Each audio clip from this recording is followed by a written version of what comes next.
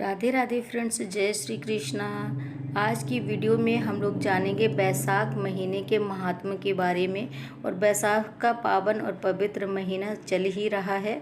बैसाख के महीने में श्री हरि विष्णु जी को प्रसन्न किया जाता है और श्री हरि विष्णु जी को बहुत ही ज़्यादा प्रिय होता है ये बैसाख का महीना। तो आप तरह तरह के पकवान बनाकर भगवान श्री हरि विष्णु जी को खिलाए जाते हैं। और बैसाख स्नान का बहुत ही बड़ा महत्व होता है।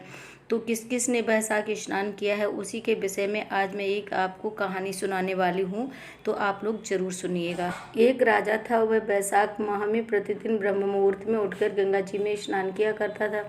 राजा का आदेश था कि मुझसे पहले गंगा जी में कोई भी स्नान नहीं करेगा। राजा जब गंगा जी में स्नान करने जाते थे तो उन्हें प्रतिदिन शांत जल के स्थान पर हिलता हुआ जल हलचल युक्त जल दिखाई देता था।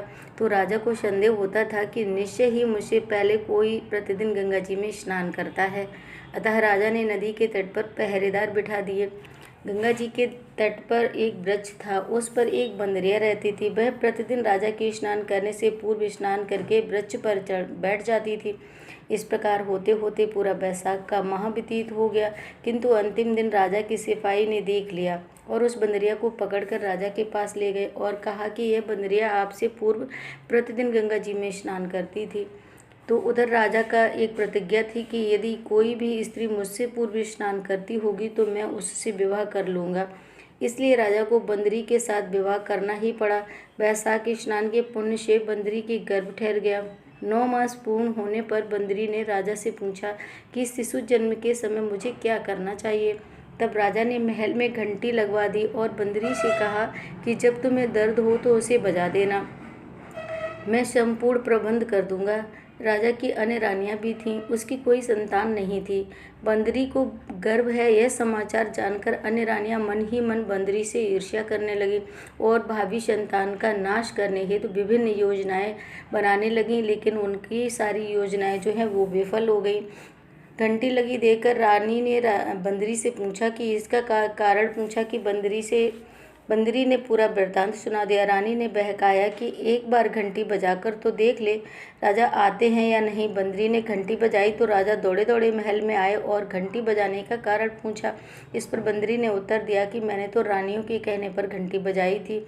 तब रानियों ने राजा से बहकाया और कहा कि यह तो पशु है, न जाने कितनी बार घंटी बजाएगी। इस प्रकार कहकर उन्होंने घंटी को हटवा दिया। कुछ दिनों बाद बंदरी के शिशु जन्म का समय नज़दीक आया। उसने अन्य रानियों से पूछा कि मैं क्या करूं। तब रानी ने कहा कि तुम आंखों पर पट्टी बांधकर सो जाओ। बंदरी के बैसाख माह के स्नान के पुण्य से के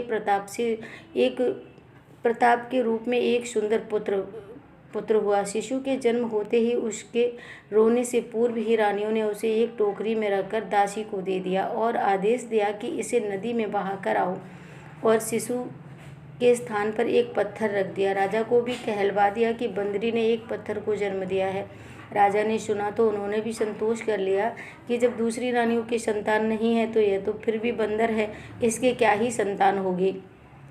उधर दासी ने उस सुंदर शिशु को नदी में न बहाकर कुम्हार के खंडड़ में रख दिया।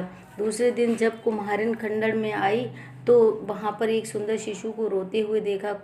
कुम्हार और कुम्हारिन भी निसंतान थे। उन्होंने उस शिशु को अपने लिए भेजी गई भगवान की भेंट माना और बड़े ही प्रेम से उस शिशु का पालन करने लगे।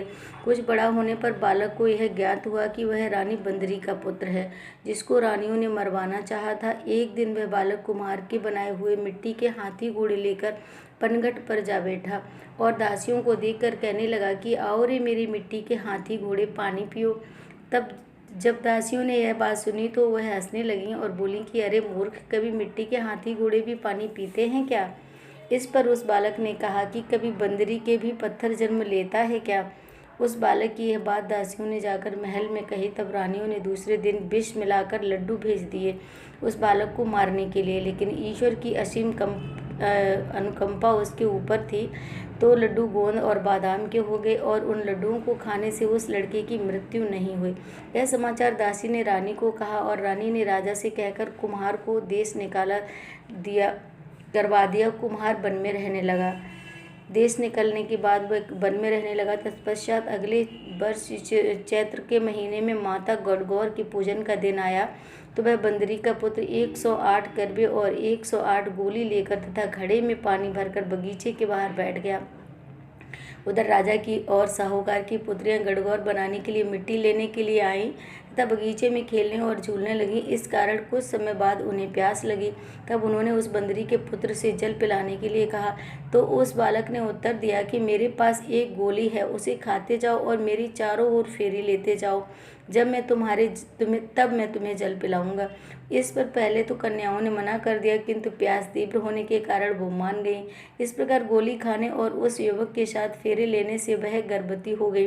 बाद में जब उनके माता पिता को यह ज्ञात हुआ तो वह सभी कुम्हार के पास आए और संपूर्ण वृतांत सुनाया तथा कहा कि तेरे पुत्र ने हमारी कन्याओं के साथ विवाह किया है, अब तुम्हें इन्हें अपने पास ही रखना होगा। तब कुम्हार के निर्धन होने के कारण असमर्थता व्यक्त की। 2 कन्याओं के माता पिता ने बहुत सारा धन देकर अपनी कन्याओं को कुम्हार के घर विदा किया और कुम्हार के घर 108 बहुएं आ गईं और कालांतर में उनके 108 ही पोते हो गए। कुम्हार ने समस्त नगरी को भोजन हेतु निमंत्रण दिया और राजा को भी बुलावा भेज दिया। राजा के यहाँ से रानी बंदरी के अतिरिक्त सब भोजन हेतु पधारे। तब राजकुमार राजा की आज्ञा लेकर बंदरी को लेने रथ पालकी लेकर गया और लाकर सभा में सबसे ऊंचे और स्वर्ण आसन पर बिठाया। राजकुमार ने अपनी सभी पत्नियों को समझा दिया था कि बंदरी मुझे जन्म देने वाली माता है। एक एक बहू रानी बंदरी के चरण स्पर्श करती गई और एक एक सोने का सिक्का और पोते को गोद में देती गई। जब राजा और अन्य रानियों ने यह सब देखा तो कुमार के पुत्र ने इसका कारण पूछा।